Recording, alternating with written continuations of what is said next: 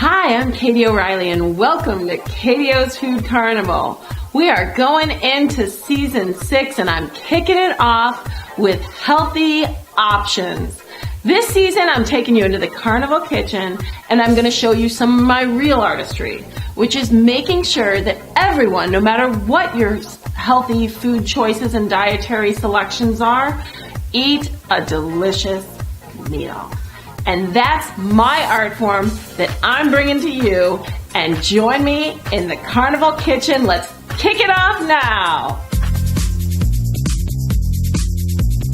Dip my shrimp. Much for joining for tasting time.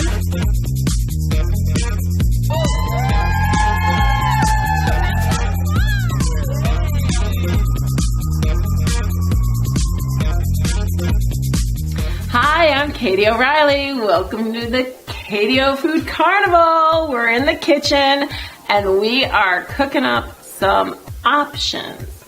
All kinds of healthy options.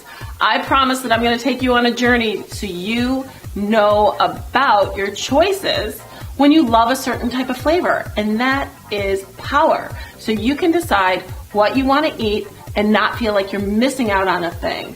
And that is amazing. We are going to start with something that's a true comfort dish for many, and it's chicken piccata. If you're Italian, you've eaten this probably so many times as a family, out at restaurants, celebrations. You absolutely have fond memories associated with chicken piccata. But let's say later on in your life, you decide to go pescatarian, vegetarian, or raw. What happens? Do you give up one of your favorite dishes? No, and that's where I come in.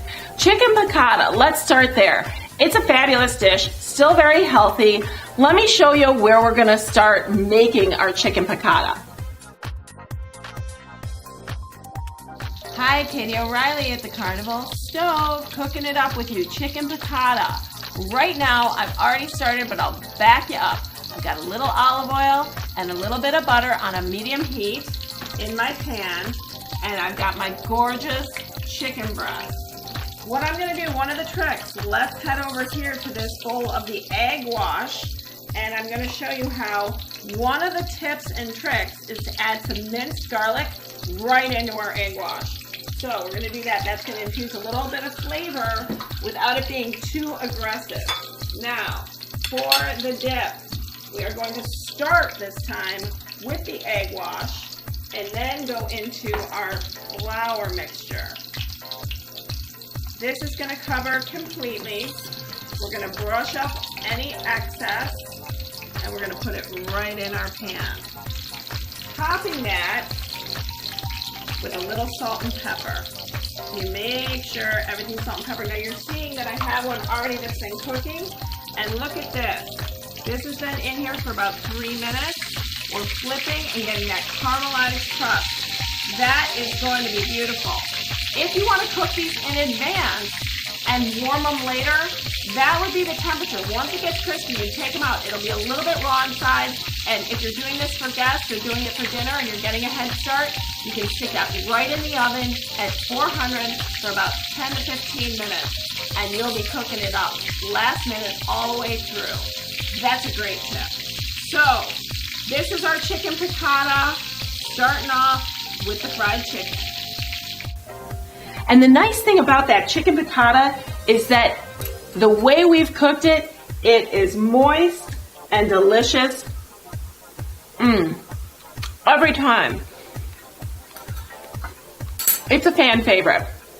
But like I said, if you're much more into fish or you just don't feel like eating meat that night, a fish is a great option. Grouper is a thick enough, hearty enough fish to hold up to the piccata sauce. How would we treat our grouper? Grouper piccata. This is very similar to our chicken piccata, and that's what I want to show you, is how similar these different preparations are. If you're pescatarian or you just don't feel like eating meat and you want to eat fish one night, you can still have that delicious flavor. We're starting with our, once again, a little bit of olive oil, a little bit of butter. This time I'm showing you how I'm combining it. This is an unsalted butter.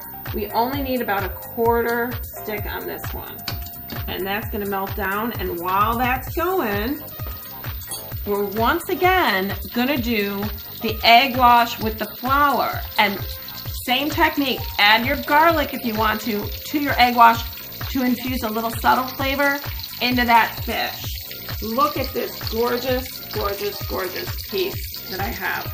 That's a gorgeous thickness of that grouper. So we're gonna start again, coating it with the egg wash and that garlic mixture. We're gonna go right into our flour. And we're still on a medium-high heat. Dust off any extra. And here we go. Beautiful. Now, while that's just getting going in the pan, we definitely don't want to forget our salt and pepper. I know it seems like, oh, what do you mean? But salt and pepper are a fabulous ingredient, and you want to make sure it's covered. So don't forget the salt and pepper. A fish spatula has all of these nice wide areas, and we can just turn it over easily, get it caramelized. And just like with the chicken, if you want to cook this and crust it outside and then heat it up later, go ahead and do that. Get a little brown on the outside, get that coating, and then save it and stick it in a 400-degree oven for 10 minutes to cook it all the way through. Great tip, because you don't want to be slaving over the stove if your party guests are coming. And the grouper, like I said, it's meaty, it's flaky, and it holds that sauce fabulously. The lemon in the piccata sauce and the capers really brighten that fish. So it's all that you need added to the grouper. It's fantastic. And I do that in a couple of ways. So preparation-wise, I'm going to show you what your options are for actually wrapping the grouper or not. And that's where it leads me. Once again, let's start here. Let's carry on and what our other options are, because we have some caramelized squash and zucchini piccata. And I want to show you this one, and then we're going to go to how we actually transform these. So the zucchini and squash is really easy. That's very similar. Let's take a look. Hi, here we are. We are making the vegetarian piccata. If you are vegetarian, you do not miss out. A little less oil this time, and a little bit of butter. We are going to do a piccata, and you can use a lot of different vegetables, but today I'm going to use squash and zucchini. And I've cut them into coin size and just steamed them slightly, but now I want to just caramelize and crust them up. We don't want them to get mushy. We just want to put a little color on them and a little flavor. So fill your pan. Once again, don't forget your salt and pepper. Everything needs flavor. Let's get that caramelized. This will not take you very long. You just want to get a little flavor infused, little crust going on, and wait until you see how we make this into a delicious piccata as well. So excited for my vegetarian friends out there. I would not want you to miss a thing. Once you've caramelized those garden vegetables, zucchini and squash bring on a new flair and flavor that is really enticing to the tongue. Makes it dance, and once again, goes beautifully with that piccata sauce. Now I'm going to show you. Let's jump over and take a look at how to actually prep these different items. Hi, Katie O here, building up some piccatas for you. Now we're going to start with the grouper piccata because you have a couple of options. The chicken piccata is just going to get the piccata sauce, which, just to remind everybody, you start with your butter flour as your roux, and you build it with a little chicken broth, a little white wine, a little lemon, and then you stir in your caramelized mushrooms and capers. That's a gorgeous sauce, and we're going to just ladle that right on last minute before service on our chicken. Now with the fish, you can do the same thing, or you can wrap it in parchment. And this comes after we've done it, we've sauteed it and browned it in the pan. If you want to take an amazing piece of grouper, and we can actually, one option, it's not necessary, but I really like to do this, a trick of mine, is to caramelize mushrooms in advance and place them at the base of where you're going to put your fish so that you have extra mushrooms. I happen to really love mushrooms, so that's a good thing for me. Then I'm going to put my nice, gorgeous piece of browned fish. And this is perfect for when you've only par cooked it and you're going to stick in the oven some more and you want to retain its moisture. So after that, we're going to take this, fold it over like a package, fold up those sides, and it's just literally like wrapping a package.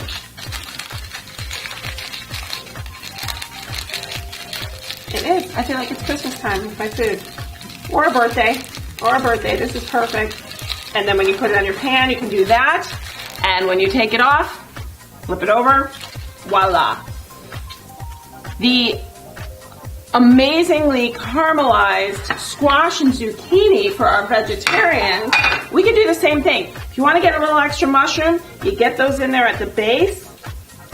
And then see how caramelized this gorgeous zucchini and squash has become.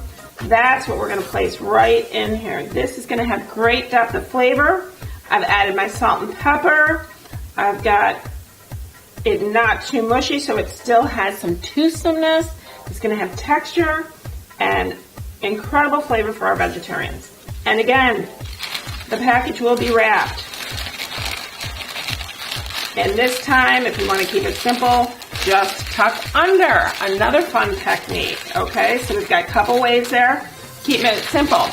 Okay, for all my raw friends out there, KDO has a raw solution to your piccata. This is an offering that is delicious and incorporates all those piccata flavors, and it still meets your requirement of being raw, which is essential. If you have a mandolin, I suggest taking your zucchini and your squash and doing it right on a mandolin, because those coins are going to come out nice and even. If you don't, utilize your knife skills and just chop thin and evenly. You want to get them nice and thin, but not paper thin. You don't want them to break because you want a little toothsomeness when we add the piccata marinade. Got our raw zucchini and squash sliced nice and thin. You can also add fresh sliced raw mushrooms to this if you'd like. If you don't want to, don't worry about it, but I think it's a brilliant combination. Take away all cooked items so you don't make that mistake. The capers, they're brined, they're not cooked. Add them right in there. So that fresh parsley is fantastic. That's going to add a real garden-y flair to this without being an aggressive spice. And a little olive oil and lemon mixture with a little salt and pepper. And we just squirt that all over and glaze this entire raw piccata. And take our 2 spoons, toss that all together. Let it sit for about 15 minutes before service, not much longer than that, because it will break down and cook with the citrus acid in the lemon. It'll start to kind of cook your zucchini and squash, so you don't want it to get too soggy. However, the best thing is we're not using any heat, so your raw friends are going to love you. And the most intriguing one is for my raw viewers out there. Even if you're not committed to raw, this is incredible raw piccata. And I have once again used my zucchini and my squash with that beautiful piccata dressing. Marinated on there. You are missing nothing. Even if you don't think that you'd love a raw diet, please try that, because that, I encourage you, is so good, your body's gonna love you. Okay, I'll be back with more. Hi there, KDO in the Carnival Kitchen. Welcome back to our healthy options. I am showing you some things that you would never think could be transformed from a carnivore to a vegetarian. Let's start with beef stroganoff. Seriously, it's a classic among so many in so many different countries with a minimal variation because it's all beef. However, it is simple to make, it's delicious. Let's make it together real quick. Let's see. Hi, Katie O here. Here we are at the stove again, and this time we're making beef stroganoff. So, a very classic favorite for many ethnic varieties. There's a couple variations that we're going to play with. So, I'm going to start with a little olive oil in my pan. That's about a half a cup. It's not an exact measurement, but do you see that I've cubed my steak? And this is going to go right in the flour. We're going to want to coat that steak and get it right in the pan. Doesn't matter if there's extra flour because that's actually going to end up thickening your sauce. So feel free to add it as much as you want at this time.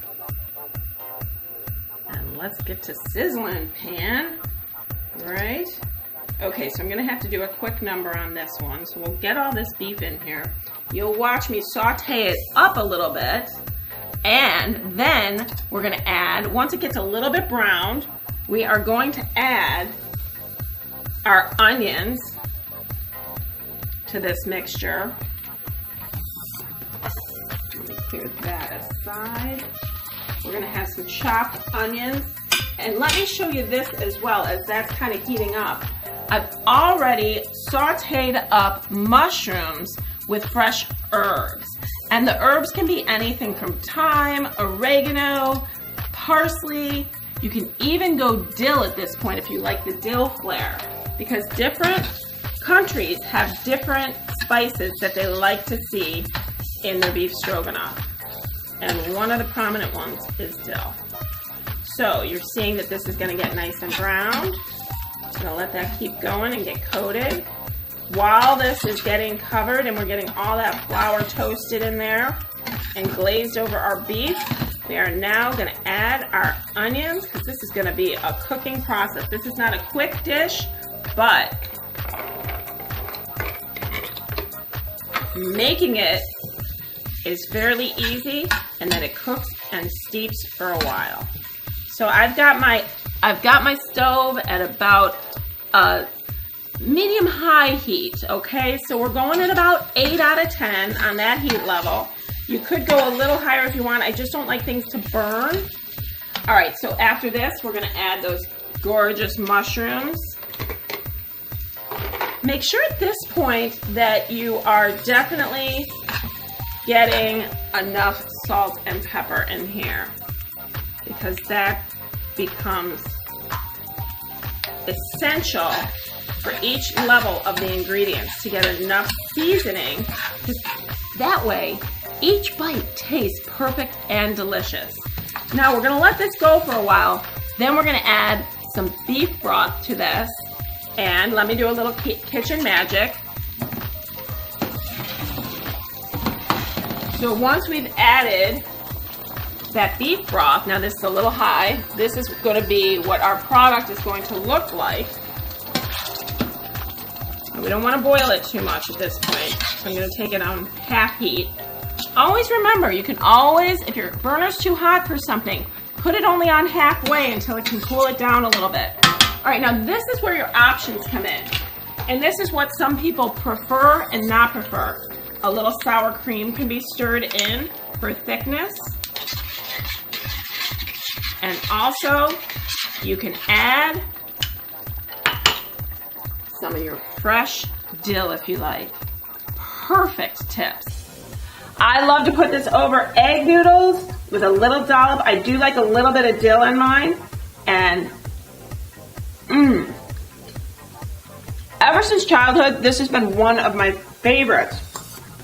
And it continues today. So, if I'm catering to a vegetarian, I automatically go take the meat out and do just mushrooms. Mushrooms practically act as the meat when they're treated correctly. You mix in some herbs and get them sauteed down with that beautiful mushroom broth. Let me show you how easy that is.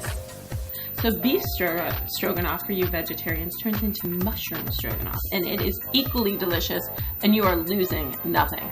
However, I want to start with one real good tip. Because you don't want too much water in with your mushrooms. Mushrooms are like a sponge. What do? We take our mushrooms and we clean them by brushing them off. Get all that dirt off, and then we are going to slice them thin, but not paper thin, because we want a little bit of texture to hold up to what we're about to do, which is add our butter, not too much, about a quarter stick, unsalted, of course, because we can always add our own salt. Let me just get that off of there. Yep, little finger action, I know. And then we're gonna add our mushrooms, but if you see, just to speed up the process, I've already sauteed some up. And what I've added to these is some fantastic fresh herbs. I've got parsley, dill, rosemary, oregano, all of those finely chopped get added into this mixture. We're gonna saute this up nice. Okay, get those all coated. And then for a little extra liquid, I've got an intense mushroom broth. Now this is real full flavor added into those mushrooms. And we are gonna just let this cook and reduce, because now they've been caramelized. And what happens next? There is a trick that I wanna show you. Instead of the sour cream, which is still an option with the mushrooms, something richer and denser in flavor for you vegetarians, I have made an artichoke Parmesan garlic cream to be mixed right in. So after this gets cooking down, what we do is thicken it with a little of this mixture, and that has amazing flavor, and the herbs are a bouquet in your mouth. So you are lacking nothing. You're gonna stir that all in and let it get thickened and keep reducing it. And what are we gonna have? But Kitchen Magic is going to show us our finished product. We can chop it fine if we like, it doesn't matter. It's going to look like this. Oh my God, just wait until we taste this together. And this time, I have just opted to use an eggless noodle, because sometimes people who are vegetarian also are not ovarian. They do not eat eggs. So given that, I'm going to enjoy the robust, deep, rich flavor of those mushrooms. And the herbs are carried in mushrooms. They infuse into the mushrooms. It's delicious. It's delicious. At many parties, when somebody is asking for something that's fresh, yet a little bit more hearty, I always suggest and recommend a carpaccio wrapped lemon poached asparagus. But then for your vegetarians and your raw, let's see the different ways we can do this. Hi there, we are working with one of my favorites, asparagus. And the reason I want to show you this is it's a fabulous bite that everybody relates to, and it can be done all three ways, for your carnivores, your vegetarians, and your raw eaters. So let's get jumping in with those carnivores. I have taken my beautifully raw asparagus and poached it, but I poach it in a little lemon juice. So add some fresh squeezed lemon juice into your poaching water and poach it so it's still al dente. You should hear a little crack when you break it. So that is wonderful. We're gonna take this. I have seared the outside of a tenderloin just so it's dark, sliced it thin, and have chilled it. And honestly, this is so easy, but you roll that lemon poached asparagus in that gorgeous tenderloin carpaccio and coat it with a little Parmesan cheese. And, of course, just for added kick, a little of your volcanic black sea salt. Now for your vegetarian option, I know it sounds too simple to be true, but you just take your lemon poached asparagus, which has been completely beautifully done. And if they're not vegan, add that Parmesan as well. Sprinkle, sprinkle, sprinkle. And volcanic sea salt. If you want to, you can add a little olive oil, but they better be using a fork, okay? You don't need it, so I say leave it off. But I am going to tell you, this is the most intriguing recipe of all. I'm going to move away that meat because my raw eaters don't want to see that or this cooked asparagus. They want to see my raw asparagus. You're going to take a normal peeler and you're going to shred your raw asparagus with that peeler just like you were peeling a carrot. And the whole way down, do you see how lovely this is? Just incredible. And it's thin, so its texture is really able to be manipulated. I've got an olive oil and lemon salt and pepper dressing. Again, I stick with that citrus because the citrus in the lemon marinade cooks the raw vegetables ever so slightly. So they still maintain their earthy green, but they get a little softer in the process. Top that with a little fresh chopped parsley and again, our volcanic sea salt, and you have a delightful dish. All right, so imagine a platter, and you've got this with the carpaccio. Meaty, rich, fabulous. Just lemon poach. I've decided another alternative. Top it with a few toasted pine nuts if there's no nut allergies. Especially if they're served to a plate, because people can pick them up with their fork. And our raw salad. It really can't be beat. It's a little bit labor intensive, so I don't suggest you do this for a huge crowd because you'll be peeling for a long time. But a small group will be so fascinated at your talent and the unbelievable, delicious earthiness that asparagus takes on with that citrus dressing. So simple and fabulous and raw, which is hard to accomplish in so many things. This is great. We're going to try and incorporate a little bit of health into our desserts. I'll be right back. Kiwi is so good for our bodies. All fresh fruit is, but kiwi prevents us from bloating. So if you're going somewhere fancy, Hollywood style, eat a lot of kiwi. You're going to be satisfied, you're going to be full of energy, and you're not going to be bloated. Loving it. Such a tip. Okay, I have before me a rustic pie. Now this is just your traditional, I'm not cutting anything.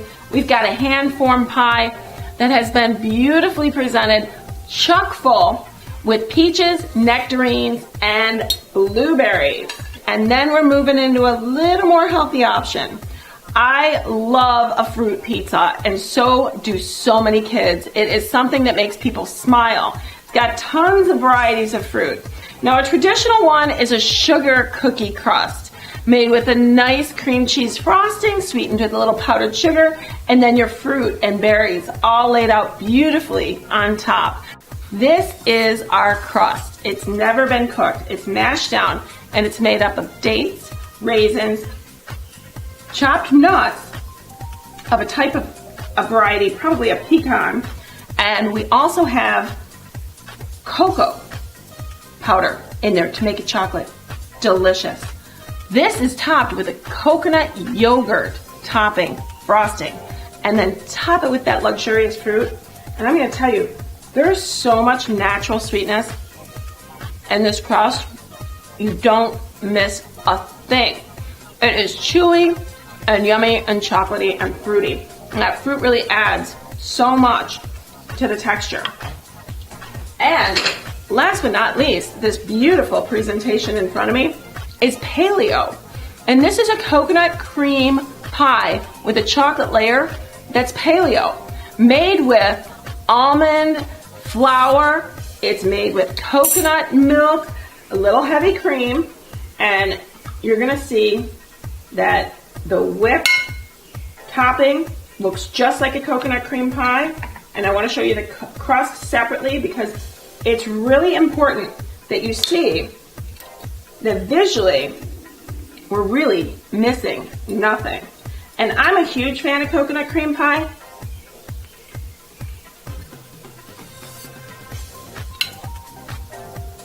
and this blows so many of them away. I would never know it was paleo. It's been a fabulous episode. Eat healthy. Now you have some choices. I'll see you next week at Katio's Food Carnival. Thanks for joining.